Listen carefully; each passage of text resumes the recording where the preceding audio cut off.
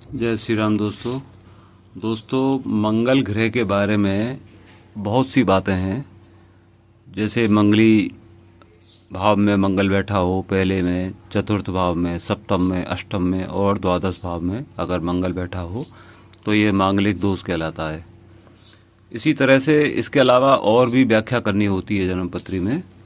कभी कभी दशम और एकादश का मंगल भी तलाक के लिए उत्तरदायी देखा गया है, क्योंकि दशम का मंगल लगन पर दृष्टि डालता है, चतुर्थ पर दृष्टि डालता है और पंचम भाव पर दृष्टि डालता है, अर्थात जातक का क्रोधी स्वभाव हो जाता है। अब संयोग से चंद्रमा और सप्तम का स्वामी और राहु का संबंध अगर मंगल के साथ बन जाता है तो वह अत्यंत विस्फोटक हो जाता है। यदि मंगल के साथ राहु बैठ जाए या लगन में राहु बैठ जाए या पंचम भाव में राहु बैठ जाए, इन्हीं स्थानों में कहीं चंद्रमा और सप्तम का स्वामी भी बैठ जाए, तब जातक अपने क्रोध के कारण अपना दाम्पत्य जीवन खत्म कर लेता है और उसका जीवन संदेह और आशंकाओं से भर जाता है।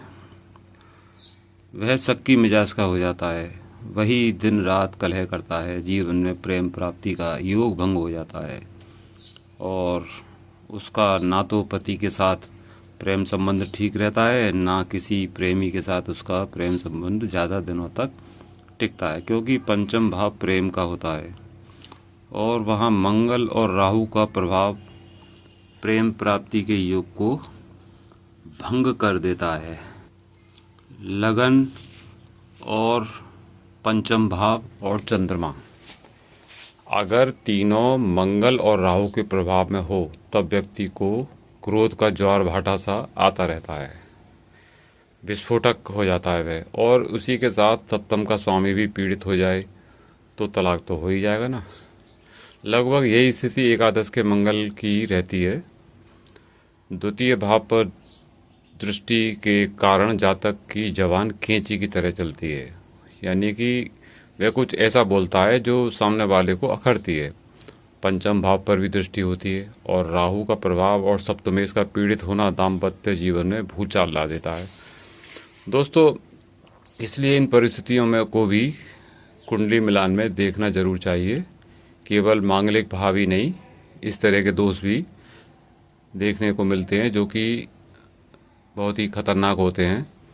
साधारण तौर पर कोई भी ज्योतिष आमतौर पर यही देख के बता देते हैं कि आपके मंगल दोष है, इन भावों में मंगल बैठा है, या आपके मंगल दोष नहीं है, दसम और 11वें भाव में मंगल बैठा है। राहु की स्थिति देखी तो वह भी खतरनाक हो जाती है। इसलिए मिलान जो है बहुत ही जरूरी है। इन परिस्थितियों को भी कुंडली मिलान में देखना चाहिए, क्योंकि समान रूप से यह मांगलिक दोष के अंतर्गत आता नहीं है, लेकिन इसका प्रभाव मंगल दोष से कहीं कम नहीं होता।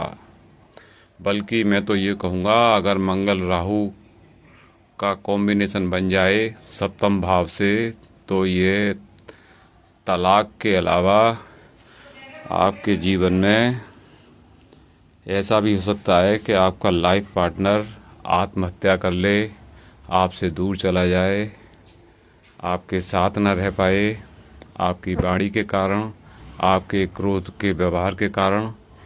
इसलिए दोस्तों, शादी करने से पहले कुंडली मिलान का केवल मोटे तौर पर यह देखा जाना ठीक नहीं है कि यह मांगलिक दोष है या नहीं है। ये भी कारण जो मैंने अभी आपको बताए हैं, ये भी मांगलिक दोष से जरा भी कम नहीं है। तो दोस्तों, ख्याल रखना इस बात का भी, क्योंकि पूरे जीवन का सवाल होता है। और दोस्तों, अगर आप मेरे चैनल पर नए हैं तो मेरे चैनल को सब्सक्राइब आप कर दीजिए, क्योंकि आगे आने वाली सारी वीडियो ज्ञानवर्धक आपको ज्ञानवर्धन करती रहें। अगर मेरी वीडियो अच्छी लगी हो आपके, तो आप वीडियो को लाइक कर सकते हैं, शेयर कर सकते हैं, कमेंट कर सकते हैं। इसी के साथ जय श्री राम।